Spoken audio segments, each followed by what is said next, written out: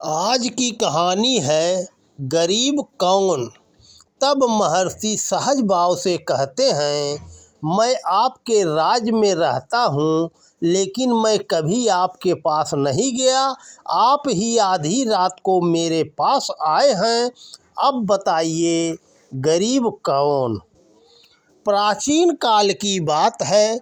एक जंगल में एक ऋषि कुटिया बना कर रहते थे। ऋषि सदैव चिंतन मनन एवं ग्रंथ रचना में लीन रहते। मन में विशिष्ट प्रकार का भाव आने पर वे ग्रंथ की रचना करते। उनकी पत्नी सदैव उनकी सेवा में लगी रहती। सदा की भांति उस दिन भी ऋषि कुश के आसन पर बैठे हुए गंभीर मुद्रा में किसी ग्रंथ की रचना करने में तल्लीन थे। उनका प्रशस्त ललाट उनकी विद्वता की साक्षी दे रहा था। मुख पर अत्यंत ही सात्विक भाव दृष्टिगोचर हो रहा था।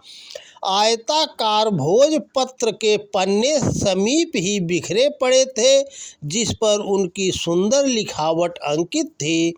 कब दिन बीता, शाम हुई और रात का अंधकार भी आ गया, इसका उन्हें पता ही नहीं चला। चलता भी कैसे।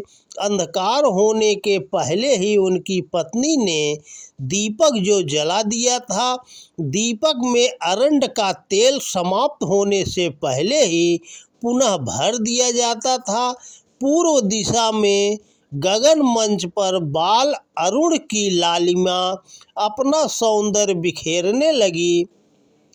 पक्षियों का मनभावन कलरव भी होने लगा, लेकिन ऋषि ग्रंथ रचना में लगे रहे। चारों ओर नीरवता का वातावरण है। हल्की हल्की मंद एवं शीतल पवन चल रही है। कुटिया के बाहर केले के पौधे लगे हुए हैं। एक ओर कुछ हटकर तुलसी के पौधे लहरा रहे हैं। इन सब तथ्यों से स्पष्ट प्रतीत हो रहा है कि यह तपोवन है। ऋषि जिस तपोवन में अपनी पत्नी के साथ रह रहे हैं, इसके बारे में उन्हें जानकारी नहीं है कि यह किस राजा के राज्य की सीमा के अंतर्गत है। उन्हें जानने की आवश्यकता भी नहीं है। आकाश ही उनकी छत है, पृथ्वी ही बिछावन है। जंगल के कंदमूल और खेतों में बचे अन्न कण ही उनका आहार है।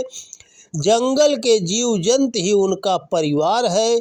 सरिता, सरोवर और झरने से वे अपनी प्यास बुझाते हैं। फिर उन्हें अधिक जानने की आवश्यकता ही क्या है। वे निरपेक्ष भाव से अपनी दिनचर्या में लगे रहते हैं। जिस राज्य की सीमा में यह तपोवन है, उसका शासक प्रजापालक है।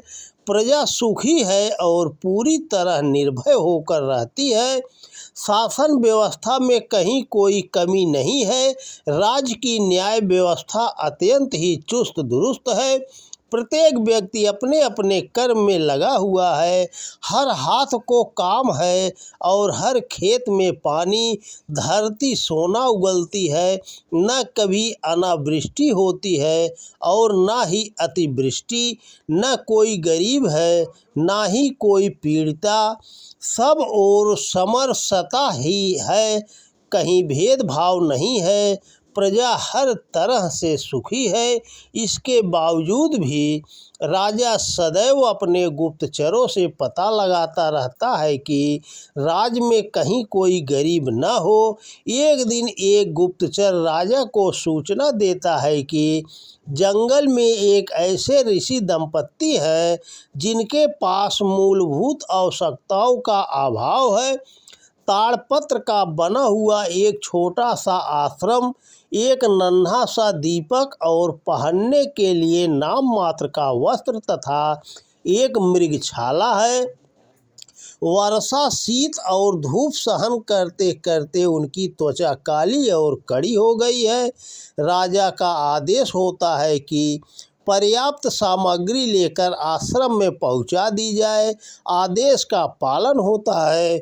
अनुचर सामग्री लेकर आश्रम के द्वार पर खड़े हो जाते हैं। अनुचरों की हलचल से लेखन कार्य में लीन ऋषि का ध्यान भंग होता है। वे सरकंडे की बनी अपनी लेखनी एक ओर रख देते हैं और संकेत से उनके आने का कारण पूछते हैं। अनुचर सामग्री की ओर संकेत कर उनसे ग्रहण करने के लिए निवेदन करते हैं कि राजा ने भिजवाई है।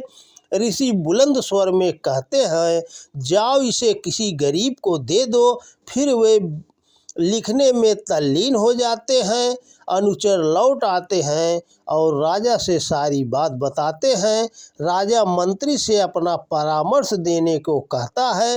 मंत्री कहता है, हे राजन, दाता स्वयं न जाकर अनुचरों को भेजे तो ग्रहण करने वाला अपना अपमान समझता है।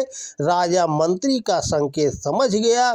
दूसरे दिन राजा अपने मंत्रियों, अनुचरों एवं अंगरक्षकों के साथ पर्याप्त सामान लेकर ऋषि दंपत्ति के पास पहुंचता है। शोर सुनकर ऋषि का ध्यान भंग होता है। पहले की तरह ही वे आने के कारण पूछते हैं। राजा आगे आकर विनम्र स्वर में कहता है, महात्मन, जिस कुटिया में आप रहते हैं वह मेरे राज्य की सीमा में है। मैं यहाँ का राजा हूँ। मैं कुछ सामग्री आपकी सेवा में लाया हूँ, इसे स्वीकार कर मुझे उपकृत करें। लेकिन ऋषि कल की भांति ही आज भी कहते हैं, मैंने कल ही कह दिया था कि इसे किसी गरीब को दे दो। ऋषि के ये शब्द राजा को कटु नहीं बल्कि अभिमान से भरे प्रतीत होते हैं। उसे आवेश आ जाता है। वह ऋषि से कहता है, क्षमा कीजिए, हमारे राज्य में आपके अतिरिक्त कोई गरीब नहीं है। यही समझकर आपकी सेवा में यह सामग्री लाया हूँ।